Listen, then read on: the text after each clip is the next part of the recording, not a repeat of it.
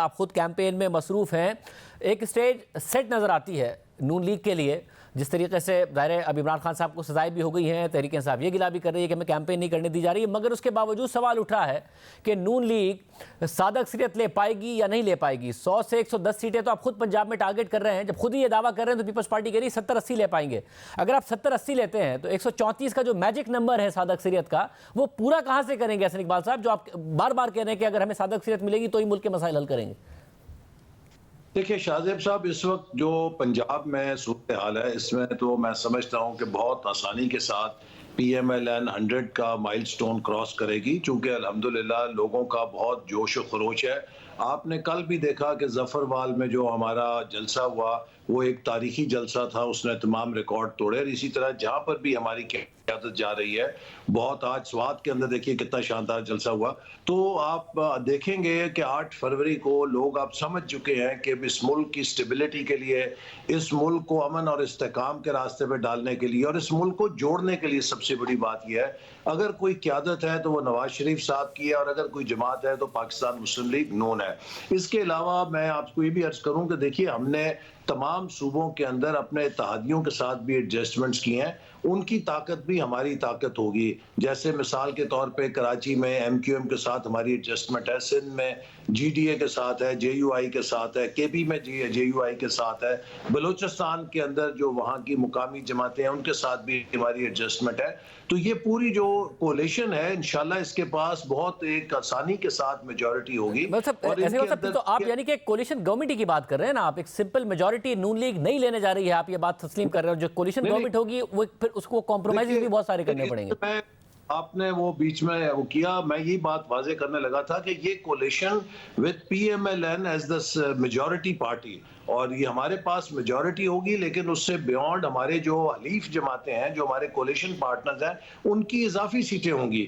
तो ये एक बहुत कंफर्टेबल पोजीशन में हुकूमत होगी कि जो मुल्क के मसाइल को हल कर सके।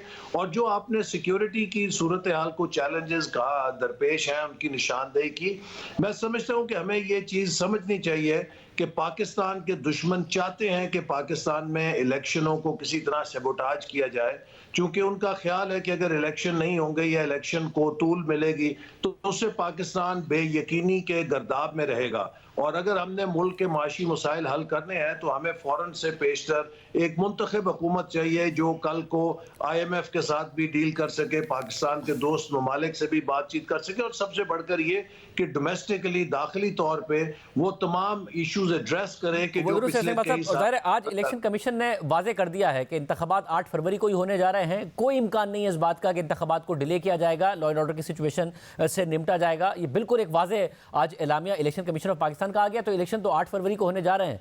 बट मैं मैथ्स के ऊपर मैं मैथ्स के ऊपर दोबारा आता हूं। आप जब कहते हैं कि हम मेजॉरिटी में ही होंगे मगर कोलिशन के साथ मिलेंगे, ये जब 100-110 आप खुद ही टारगेट कर रहे हो, अगर 5-10 सीटें भी इधर उधर हो गई आपकी और आप 95-90 आते हैं, और मैं अजम्पशन पे बात हो रही है, तो आप पूरी कहां से करेंगे बाकी अपने लिए ही सिर्फ और सिर्फ जो बाकी की 38-39 सीटें हैं दूसरे सूबों में कहां से आप ले पाएंगे? सिंध में आपकी नहीं प्रेजेंस नजर आ रही, खैबर पख्तूनख्वा में PTI का दावा है कि वो आज़ाद उम्मीदवारों के साथ भी बहुत पॉपुलर है, वो तो मौलाना फजल रहमान को बड़ा चैलेंज देने की बात कर रहे हैं। कराची में पीपल्स पार्टी कह रही है कि अगर आपने MQM से किया होगा इत्तेहाद कि हम 13-14 सीटें लेंगे, तो MQM को यहाँ चैलेंज नजर आ रहा है।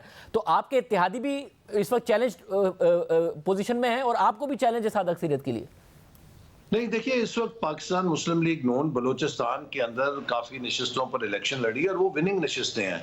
इसी तरह KP के अंदर जो हज़ारा डिवीज़न है, मानसेरा है, इसी तरह स्वात में आज आपने देखा कितना शानदार जलसा हुआ, और हम तो वहाँ पर पहले 2018 में भी इन जगहों पर सीटें जीत चुके हैं।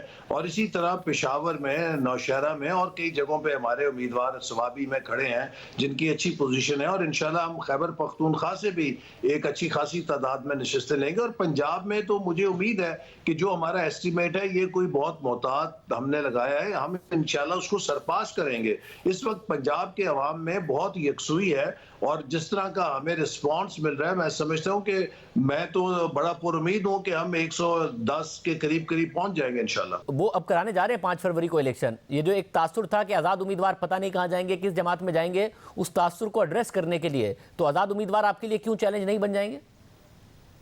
जी, देखिए आज़ाद उम्मीदवार जो आएँगे वो हम देखेंगे कि उनका क्या फ़ैसला होगा। लेकिन असल बात तो ये है कि आपने देख लिया कि जो पीटीआई के अंदर लोग थे, उनके अंदर कितनी कोहेज़न थी। ये एक ऐसा मलगूबा था कि जिसको 2018 में इकट्ठा किया गया, जिसका मकसद उस वक़्त ये था कि इमरान खान को बाय हुक और क्रोक इक़्तिदार में लाना है। उसमें कॉम्प्रोमाइज़ेज़ किए गए, हमारी जमात के लोग तोड़े गए, दूसरी जगहों से लोग तोड़े गए और जो ही थोड़ा-सा प्रेशर आया, वो सारा हाउस ऑफ कार्ड्स जो है वो तितर-बितर हो गया। तो इसलिए अब इसमें जो पीटीआई के अपने मसाइल हैं, इसके लिए वो खुद ही ज़िम्मेदार हैं कि उन्होंने अपना ये हशर किया है। वो अब लोगों को इल्ज़ाम दें, अपनी शिकस्त को देखकर वो कहें कि जी हमें जलसा नहीं करने दिया जा रहा। अब ये देखें ना, एक पूरी लाइन है जो उन्होंने ली है कि हम निशाना बन रहे हैं, ताकि कल को जब नताइज आएंगे, उन नताइज को वो फिर एक नया धरना देने की तैयारी करने के लिए कहें कि ऐसे हमसे मतलब इस वक्त जो सूरत हाल है, इस वक्त जो फिर सूरत हाल है, जब नून लीग ज़ाहिर दावेदार है कि वो हुकूमत बनाएगी, तो आप JUI MQM इन इत्तेहादियों के साथ हुकूमत बनती देख रहे हैं, या एक दफ़ा फिर आपको पीपल्स पार्टी पर इन्हिसार करना पड़ेगा, जिस तरीके से पीपल्स पार्टी कैंपेन कर रही है, और उसके अलावा उनका ख्याल है कि वो कराची में बहुत सारी सीटें लेंगे, कि आपका उन्हीं के साथ कॉम्बिनेशन होगा और आप ही दोनों मिलकर हुकूमत बना रहे होंगे? देखिए, मैं समझता हूं कि सबसे प्रेफर्ड मुल्क के लिए यह है कि एक जमात को सिंगल मेजॉरिटी मिले, और वो मुस्लिम लीग नून ही है कि जिसके पास इकोनॉमिक, आपने देखा हमारा मैनिफेस्टो कितना कॉम्प्रिहेंसिव है। और जो लोग हम पे तनकीद कर रहे थे कि इन्होंने मैनिफेस्टो नहीं दिया, जब मैनिफेस्टो आया तो सबकी ज़बानें बंद हो गई। किसी और सियासी जमात के पास इतना कॉम्प्रिहेंसिव रोड मैप और होमवर्क नहीं है। हमारी टीम है कि जिसके पास तजुर्बा है। लिहाजा पाकिस्तान के लिए ज़रूरी है कि PMLN को इतनी कंफर्टेबल मेजॉरिटी हो कि वो मुल्क को चला सके और फैसले कर सके। ताहम चूंकि अगला, जो मैं समझता हूं अगला 5 साल का पीरियड जो है, ये रिफॉर्म्स का पीरियड होगा। अगर हमने एक मुस्तकिल देरपा लॉन्ग टर्म ग्रोथ की बुनियाद रखनी है, तो हमें बहुत सारी इस्लाहात भी करनी है, और इस्लाहात के लिए एक ब्रॉड बेस्ड पॉलिटिकल सपोर्ट दरकार होती है। तो इसलिए हम मेजॉरिटी होने के बावजूद कोशिश करेंगे कि अपने हलीफों को साथ मिलाएं। पीपल्स पार्टी की जो शमूलियत या ना शमूलियत, इसका बड़ी हद तक इंहिसार अगले इंतखाबी मंजरनामे पे है कि क्या होगा। लेकिन बिलावल भुट्टो साहब ने तो तकरीबन कश्तियां जला ली हैं कि वो, मेरा ख्याल है, आइंदा किसी सेटअप का हिस्सा नहीं बनना चाहते। और मुस्लिम लीग नून के साथ जो उसके इत्तेहादी हैं, हम इनके साथ मिलकर भी एक अच्छी स्टेबल हुकूमत इंशाअल्लाह ताला चलाने की पोजीशन में होंगे। मगर स्टेबल होगी कैसे अगर आपको मेजॉरिटी मिल भी गई? हमने तो तारीख में देखा है कि आपको 2013 में मेजॉरिटी मिल गई थी, कंफर्टेबल पोजीशन में थे आप, मगर 2014 से अदम इस्तेहकाम शुरू हुआ, धरनों का मामला शुरू हुआ, और वो अदम इस्तेहकाम ही रहा। फिर 2017 में पनामा और ये सारे के सारे मामलात हुए। अगर आपको मेजॉरिटी मिल भी जाए, तो जिस तरीके से इमरान खान को सजाएं दी जा रही हैं, वो आपकी हुकूमत आने के कुछ अरसे बाद मुमकिन तौर पर ये सजाएं सस्पेंड हो जानी, उन्हें बाहर आ जाना है, तो कैसे एक स्टेबल आप हुकूमत कर पाएंगे जो जिस तरीके से केसेस को उनके चलाया जा रहा है? आपको पता है कि 2014 में जो धरना था, वो इमरान खान का प्रोजेक्ट तो नहीं था। इमरान खान प्रोजेक्ट उस प्रोजेक्ट का हिस्सा था, और वो अगर उस पुष्ट पनाही ना होती इमरान खान साहब के पास, तो इनका तो धरनी जो है वो लाहौर में फेल हो जाती। तो लिहाजा अब पाकिस्तान के तमाम जो सतून हैं, जो स्टेक होल्डर्स हैं, मेरा ख्याल है कि सब ने हिस्ट्री से सबक सीखा है। सियासतदानों ने सीखा है, जुडिशरी ने सीखा है, एस्टैब्लिशमेंट ने सीखा है।